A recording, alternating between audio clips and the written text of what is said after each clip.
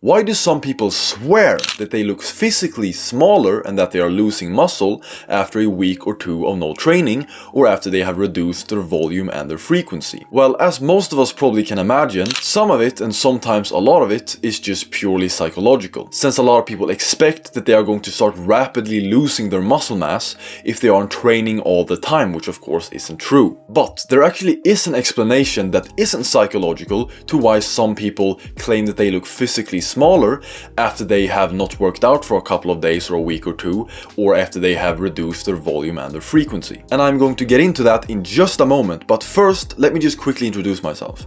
My name is Alphonse. Here we talk about how to maximize results from your training with as little time in the gym and with as little risk of injury as possible. But anyways, let's get into it. Now, like I said earlier, a lot of the time, a lot of it is just really psychological, because people are under the impression that they are going to start to lose all of their muscle if they aren't training all the time, which of course isn't true. And I've actually made a completely separate video on this topic before, which I'm going to link down in the description, where I go a lot more into the detail about what the research actually says about this. But to explain it briefly, research suggests that you can go up to at least 3 weeks without any training at all before you even start to lose muscle. But I say, since this, like pretty much everything else in fitness, is something that is going to vary in between individuals, that a lot of people could probably go even longer than 3 weeks. So I usually say that most people could probably go about a month, maybe even 2 months of no training at all and lose barely any muscle or no muscle at all. But this is of course provided that you aren't getting sick or eating any calorie deficit during this time period. But anyways, like I said, there is an explanation to why some people claim that they look smaller after not training for a while or after reducing their volume and their frequency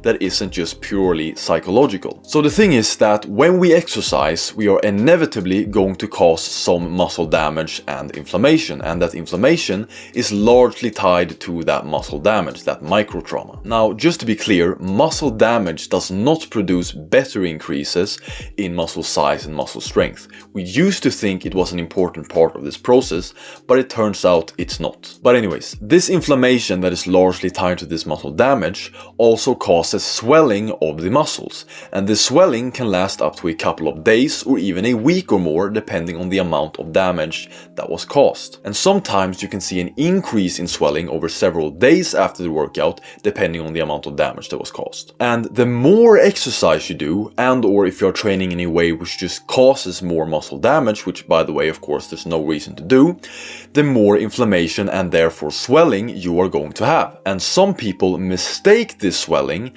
as muscle growth, when in reality of course it's just swelling caused by inflammation. And so when you take a week or two off, or just reduce your overall volume and frequency of exercise, what happens a lot of the time, especially if you are someone who's been training 4, 5, 6, 7 days a week, or just been training multiple days in a row and not letting their body fully recover in between workouts, is that all of a sudden their body gets enough time to fully recover and take care of all this damage and inflammation, which is a good thing.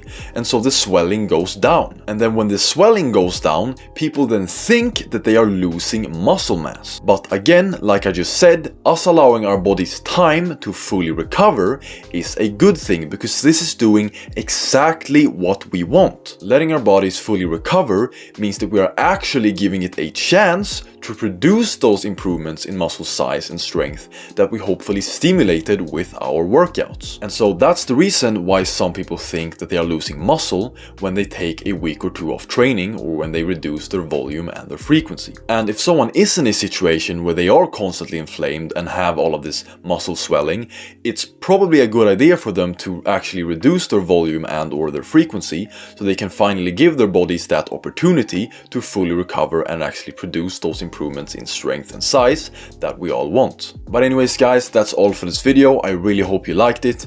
If you found this video useful, and if you learned at least something from this video, please don't forget to leave at least a like on this video. It really supports the channel and I highly appreciate it. And if you want to see more videos like this, also don't forget to click that subscribe and ring that notification bell so you can be notified the next time I upload. But with that being said, I'll see you guys in the next video next time.